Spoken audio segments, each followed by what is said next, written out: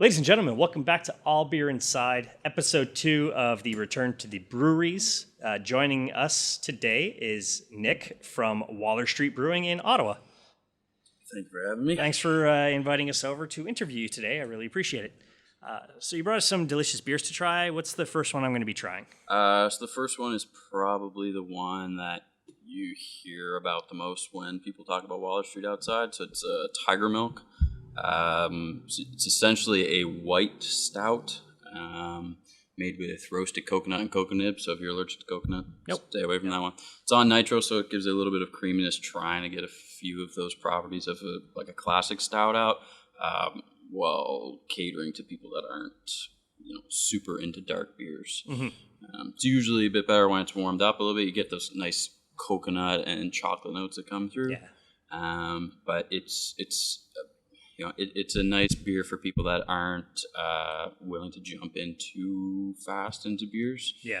So usually, we've got our core group of customers. They call themselves the Tiger Blood Gang, and that beer is theirs pretty much. They would hang me up by my feet if I stopped brewing it. So this is delicious. Yeah, I'm getting the coconut and chocolate is just dancing on my palate. Yeah. It's an interesting beer. It's not for everybody for sure. It's a bit of a pain to brew, if I'm being honest, but it's a big seller, so we'll keep that one around. Awesome. So what's the beer story? What's the creation of Waller St and what brought you here? So I've been with Waller for just over 2 years. I've been the brewer here for about a year and a half. I moved to Ottawa from Nova Scotia just about 2 years ago.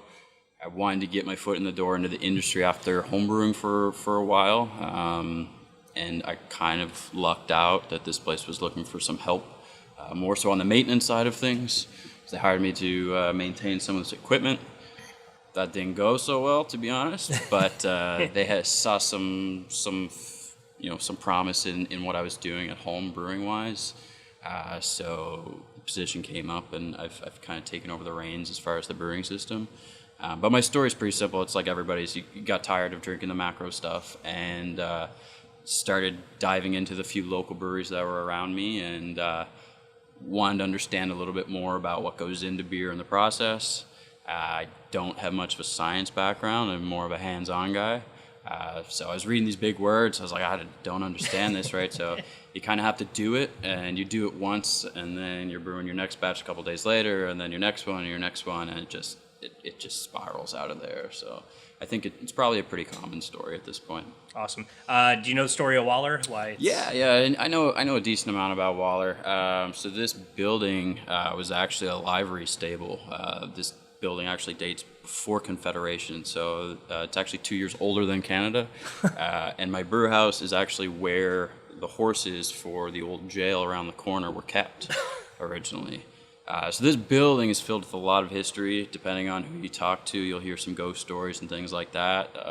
Throughout the years, there was all kinds of different bars and pubs that kind of tried to establish this place, and 5 years ago, my boss, after homebrewing for a long time, kind of wanted a little bit of a passion project and took a shot at trying to figure out how to put a brewery down here.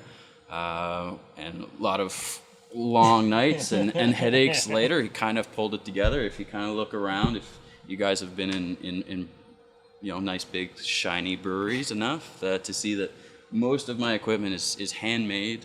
My boss is an engineer, so he's able to kind of come up with these crazy ideas and make them happen. So limited space. It's a heritage building as well, so we're not allowed to really, knock down any walls or anything like that. Can't play too much with it. Yeah. Okay. So there's some red tape. There's a lot of ways that I shouldn't say I can't take any credit for putting this place together, but they did what they could do to make it happen, and 5 years later we're still kind of keeping up as much as we can. Yeah, you can even see with the fermenters in the background of us right now. It's like... Yeah, I mean, those aren't conical fermenters, right? Those are flat bottom, pain in the butt to clean kind of brewing system. So perfect. Awesome. Were you aware of any roadblocks or difficulties? I mean, obviously heritage building, so you can't knock anything down properly. You can't permits. So what were some other problems that do you know of that they ran into creating the Waller That was one of the biggest ones, was just trying to, you can't get standard equipment down here.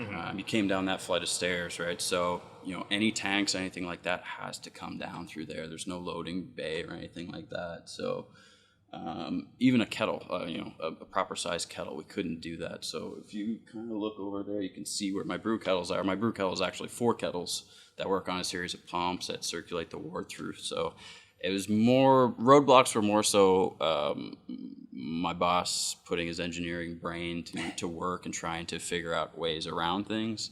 But I think it's probably pretty standard other than that, as far as red tape with, getting permits and all that jazz. So we don't have a kitchen. So the Ontario liquor license only allows us to be open for certain hours. So kind of a balancing act to figure out how to make all that work for us in our location. Very unique too. It's very speakeasy style. So why did you decide to kind of? I think it was probably a fairly easy decision. If you ask anybody on our team, we're not the most creative people when it comes to beer and brewing and ingredients. We can think outside the box, but we're not so much business creative people. So we come down here, you come down a set of stairs, it's a little spooky at times. You don't really know where you're coming. It feels like it's a secret. It feels like it's, you kind of have to be in the know about it. So I think the speakeasy thing and the date of the building and the heritage that actually is here is just an easy fit. So, this bar is super old. We've got the tin roof and all this stained glass all around us. It all just kind of fit together, and it's a little bit of a different take. It's a different spin on what's going on in the brewing industry, at least in Ottawa. Awesome. The name Waller Street's pretty much because you're on Waller Street. Exactly. So yeah, I don't think. Yeah. Keep it nice and easy, and here's where we are. Yep. Just add the word brewing. Yeah. Throw a map on the back of the growler. It's like there's no second guessing where we are. Perfect. What's number 2 I'm going to be trying here? Number 2 is, I want to say it's the 5th or 6th in the Laylow series. So the Laylow series is a raw ale series, so that beer does not get boiled. The things that change each time are more or less just the fruits, the spices. I've put flowers in that beer. That one that you're having right now is prickly pear and ginger. That's what I'm like. I know that smell. Yeah, so it comes through really good. It's perfect for summer. It's another beer that I think bridges the gap between someone who kind of wants a little bit of a fruity cocktail or something like that, and somebody that wants to try a beer that they've never had. So you've got that haze that people like to see right now as well. That haze is created by all the proteins that are still in suspension. So we don't boil that, so the proteins actually stay in the beer. They don't fall out like they normally would. So you get a little bit of a fuller, creamier mouthfeel. A lot of times you'll get a little bit of a tea characteristic. Yeah. It's almost like it's been steeped in a way. And then depending on the season, we choose the fruits and spices accordingly, just to kind of fit what's going on outside. So yeah, this would be a fantastic in Quebec it's terrace, the rest of the world it's called the patio. But this would be a great patio beer, especially just kind of during tourism season, maybe hitting the Blues Fest and then coming down and having one of these would hit the spot. Yeah, so we're trying to push that one as something a little bit different. Certain styles of beers are hard to pull off down here, and luckily we've kind of nailed that whole no brewing or no boiling process, which is scary in a way. If you're not boiling your wort, you're worried about contamination and things like that. So super good. What's the percentage on this? Tastes like a 4. That one's about 4.6, okay. I believe. I'd have to check the notes, but I believe that one comes in right at about 4.6, and IBU is nil. It's crushable with flavor. Yeah, so yeah, exactly. Very very good beer. Yeah. The lamp with the hop in it. Any idea where that kind of came from? No, actually I don't know that one. Okay. I think it was somebody, whoever they hired to do the logo, was smart enough to throw that in there, and it works pretty well at this point. Yeah, it's very unique. I like it. It feels like it even says 1866. Yeah, 18. That's the date of the building. It's almost like a lamp from that time, like your old gas lit lamp. And you just plop a hop in there and. Yeah. So we have one of those lamps. There is a lamp out there, and then the hop actually gets joked about. It kind of looks a little bit like asparagus, more so maybe than a hop. I don't know. The naming conventions for the beer, is that pretty much like just keep it easy? Yeah, the naming of the beer is something else that we struggle with. Naming beers is really tough, especially if you're trying to come up with original names. So a long time, we generally try and look at finding like a speakeasy prohibition type name to fit in. So we've got Moonlight Porter and Laylow, kind of hiding out. Sometimes we do our blonde is bootleg blonde, speakeasy red. So these things kind of fit into the theme, but sometimes you kind of just have to come up with something, and sometimes it's really unique, and sometimes it's really simple. So this one, the Brewberry Sour. Well, let's call it the Brewberry Sour. Yeah. Right? So. Well, our friends over at Luke's Luke's in Montreal near the Dorval Airport. They keep it simple. It's IPA, double IPA. I love it. Cerveza, Japanese lager. It's kind of like homegrown roots too. So they're like, let's just keep it easy. Yep. Where some places, especially in Quebec with the French language, you can create some wild names. So fantastic. Now you mentioned you started as a home brewer. What was one of the first beers you ever personally brewed? Very first beer I brewed was a Partial Extract Kit, West Coast IPA. That's kind of what got me into beer at the time, and again, probably a pretty common story. And then everything just went crazy after that. After that one, I did Imperial Stout, and the next one was a Berliner Weiss, and the next one was 100% Brett fermentation, and I was doing all these weird wonky things. But it started simple. I think starting simple is the best way to go. I don't know if I actually followed what I'm saying to a T. Really, I kind of got a little too experimental too quick, but it worked out. Yeah, and you're brewing great beer now, so that's all that really matters, right? Trying. So the popular so last time I was here, myself and my videographer, we were sitting in a corner, and then next to us were a bunch of student lawyers. Mm-hmm. Do you get like a good, because U of O, I guess would be the quickest way. It seems pretty close. Do you get a good student? It is close. We get a certain amount. I think the master's graduate style students are the ones that we get. The younger group of students, they're looking for cheap. They want the 250 cores. They want shots of Jaeger. So whether or not they're interested in our style of beer, I don't know. But I know when I went to school, it just wasn't in the budget. I can't be selling these beers for $2. It's not. It doesn't work. So. But we do. We've got a lot of government and a lot of military in Ottawa as well, and those are kind of our bread and butter as far as customer base is military, and then people off the hill coming down for lunch breaks or whatever like that to try some beers. So. Awesome, and you're not far from Rideau Center from what I caught. So. Nope, not at all. So just a little bit of shopping, and then let's go do some drinking. Yeah, we're in a pretty good location. The Byward Market is right nearby, and we're next to several big hotels. So. Pre-COVID or, hopefully post-COVID, whenever that happens. Yes. We do get a lot of tourism, a lot of people who come into the capital for conferences and business meetings and things like that. So a lot of our business is people like that, which they're fun to see. We rely on our regulars, but the people that happen to search craft beer in Ottawa and see our name and are willing to to go on a little treasure hunt to find this place in the basement is, it's always good when those people come through. Fantastic.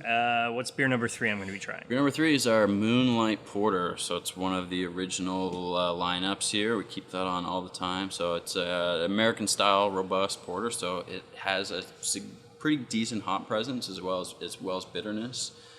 So this style of porters has become a little bit more prevalent, but at one point, porters were almost much more relative to a stout, where it's creamy, it's a little roasty, but it's very easy to drink. This one gives you a little bit of an extra layer, I think, which is what we try and do with most of our beers, is create layers, create a story throughout the beer, and make it easy for people to pick up what's going on. I think that's how people enjoy beers the most right now. Very good, very smooth. A little bit of coffee notes there, but I'm not getting much of a malty character build on it personally. But that's my own. Yeah, it's all balanced with the ABV and the bitterness and everything like that. So it's not over the top in any way. We like to try and keep that one as balanced as possible. Have you guys done any collabs with any other craft brewers? Yeah, before my time, so we've done a beer with Tooth and Nail. We did a beer with Canada very early on in their days, and we've done one with Crooked Mile, which is kind of outside the city, and a few little things like casks with other breweries' beers as well. So Wellington, Sawdust, these are kind of breweries that we've bounced ideas around with and things like that, and looking to do more things like that in the future for sure. I'd say maybe the last year and a half has been a little bit of a change in some of the ways that we go about things, and collabs are something that we're definitely open to. Right now, it's pretty tough to pull these off. You know, some guys are up for the challenge, and see virtual collabs are becoming a thing. So the brewer who I don't want to say replaced, but there was a brewer here before me for about 2 years. My friend Dimitri, who just opened a brewery up on the other side in Almer in Quebec, just opened up his brewery. So we'll be looking at doing a collab with them hopefully pretty soon. So it's something to look out for. Cool. So that's one in the future. Any dream project with anybody kind of in North America that you just happen to get them on the right day, and they're like, "Sure, we'll come up to Ottawa. Let's do this," or we'll travel to, let's say, Columbus or wherever. Yeah. The dream would be to get in touch with El Segundo and have Stone Cold Steve Austin come up here and brew an IPA with me. But other than that, I'm East Coast at heart, so just working with the folks out in the Maritimes for me would be what I would like to do, while trying to keep I like the community out here in Ottawa, and I'd love to work with some of the breweries here as well. But I'd like to do something East Coast and kind of cross that bridge. Yeah. Love the Stone Cold one too. And the funny thing is, like, on my way up, I was listening to Jericho's podcast, and he was talking about his the night he won the Undisputed Championship. So just being that, like, that's just perfect irony that this being brought up with El Segundo. And yeah, I actually was having a couple of the Broken Skull IPAs when I was in Jersey last year for football. I'm like, yeah, who drink Stone Cold beers while watching football? Right. It works. So. Yeah. If they only they could have called it the Steve Weiser. Maybe a registered trademark type problem. I think so. Yeah. Personally, when it's safe to travel again, obviously, because COVID times, we don't want to be traveling everywhere or anywhere sometimes. Yeah, exactly. Where are some beercations you'd like to go on that you haven't been on before? Well, I think we mentioned a little bit before we started up here. I'm not a big traveler. I don't love traveling, but beer could make me travel for sure. So there's some spots in the States, of course, I'd love to go. I'd love to go to Vermont, love to go to Portland. If I could go anywhere, so I'd love to go to Belgium and really just focus on learning a little bit out there and trying some of those beers, because they're pretty hard to come by around here. So that's kind of the dream spot for style-wise for what I drink. I think Belgium's the best fit for me, really. So, but if anybody wants to pay for me to go wherever and drive me around while I drink, I will go to, you name it, I'll go. Yeah. It's fine. I'm convinced that we're going to be drinking with monks one day at a monastery in Belgium. Yeah, it'd be beautiful. Yeah, it'd be perfect. You've got the hairdo. Exactly. So I'm already halfway there. Awesome. What's the final beer I'm going to be trying today? Last one is a beer I released for our anniversary. 5th year anniversary was last week. So that's our Brewberry Sour. Waller Street was one of the original sour beer breweries. So it's kind of keeping to that tradition. People come here expecting to have some sours on.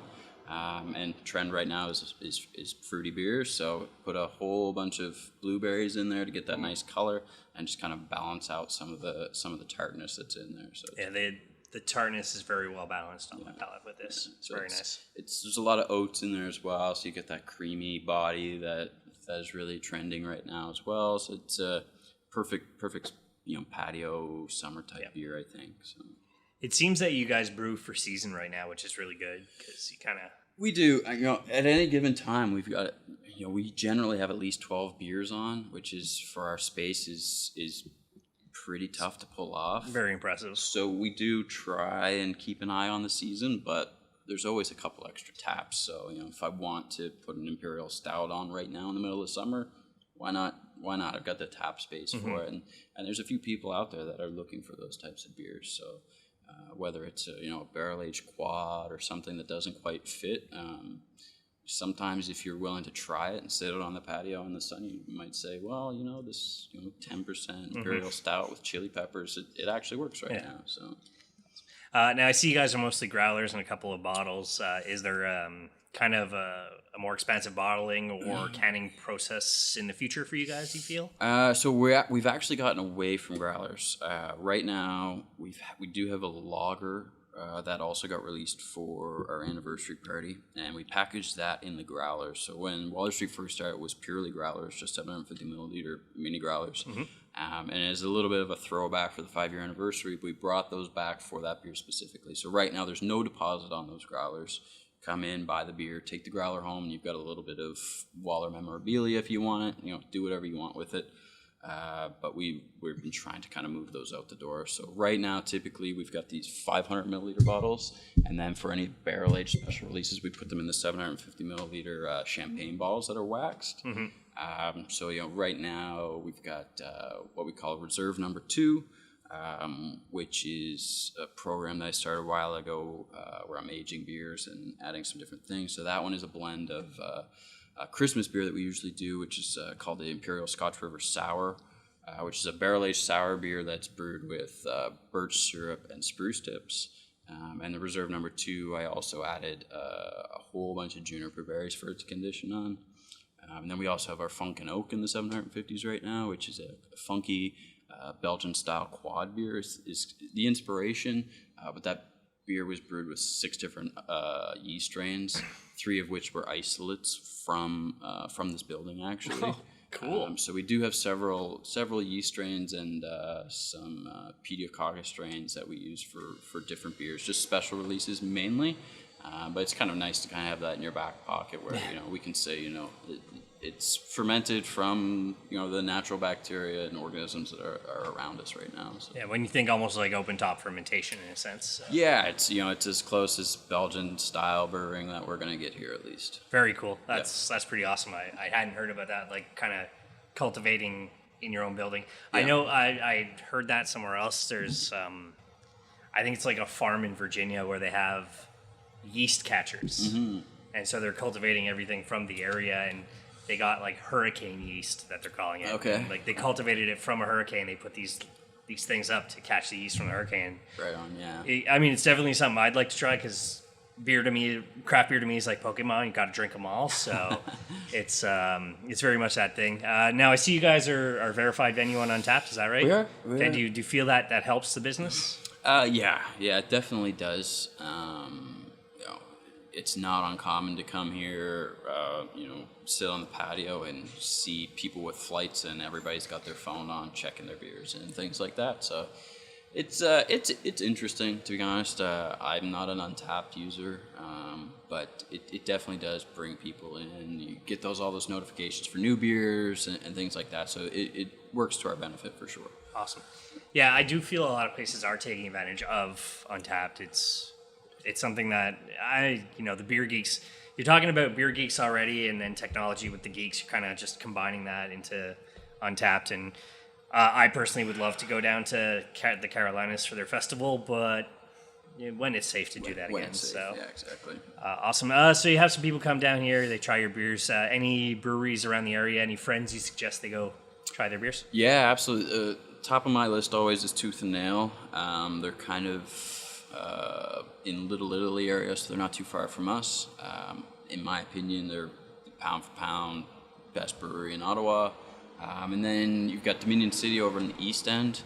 They're great. Lots of offerings, so lots of every style you can imagine they've got over there, and they do a lot to help the community and support everybody out there. And then if you're into sour beers, you're like one of those really let's try them all kind of guys. You gotta go to Canada and try Small Pony out there. So you've probably heard of Small Pony. We were actually in Small Pony last time. We were down in the Ottawa region. Exactly. So it's like if you're a sour beer fan, you want to try the real stuff, you go out and see Sean and look at all those pretty barrels he's got out there. They bust their butts out there and put out some really good beers. So fantastic. Those are the ones that my top 3 recommendations. Not to throw any shade or anything on anybody else. There's tons of good beer out there. I can go on and on and on.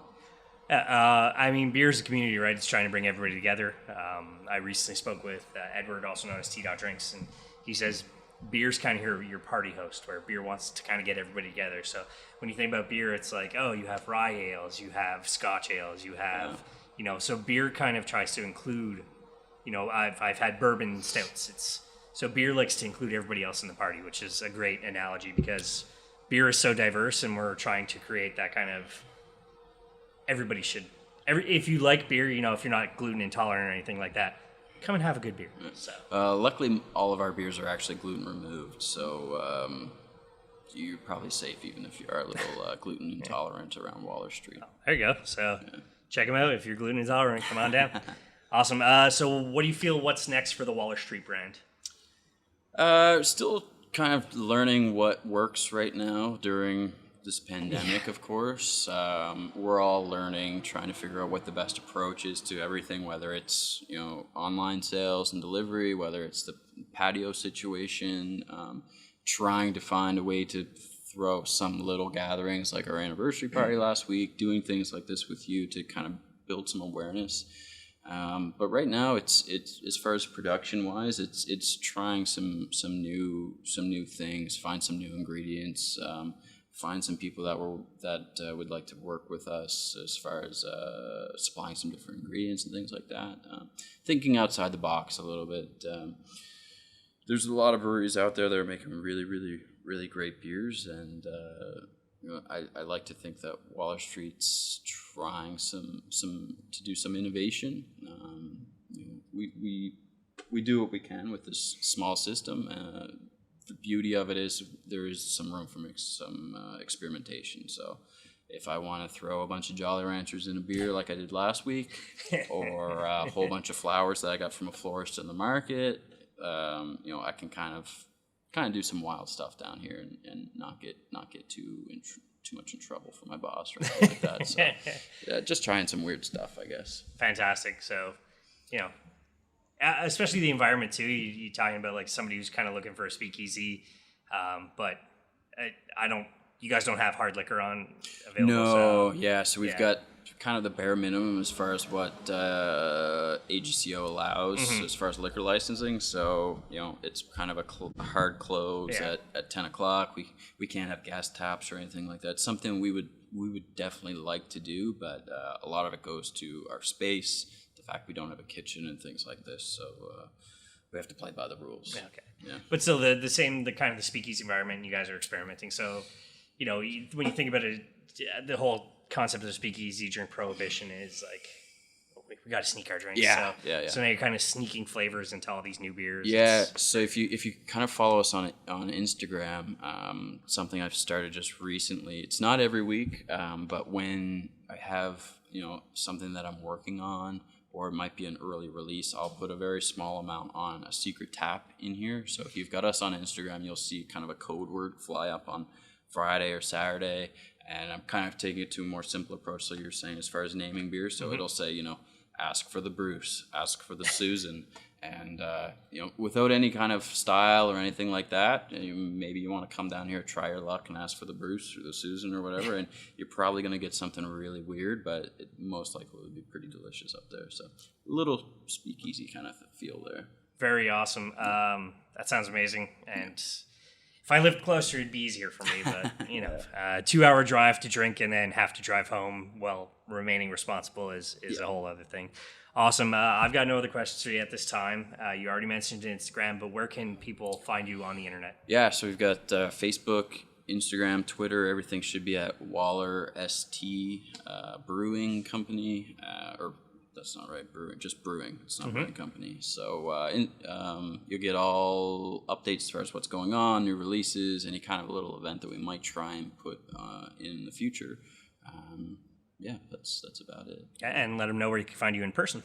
Yeah, in person, we're at 14 Waller Street, just outside the Byward Market in Ottawa, underneath level 1 in the loft. So keep your eyes peeled. We do have some signage out there, but it can be hard to see sometimes. So Google is your best friend for that as far as really finding us. But right now we've got patio service, we've got bottles for delivery, and I guess that's kind of what we're doing now. Awesome. So you heard it here. If you're in the downtown area of Ottawa, come and check these guys out. Some very tasty beers. Just Like you said, check Google to see their current hours or their hours in the future when it comes back around. As for us, you can find us on Instagram, Twitter, and all that stuff at All Beer Inside. As well, allbeerinside.com is where you can find the website. And as I say at the end of all episodes, drink craft, not crap.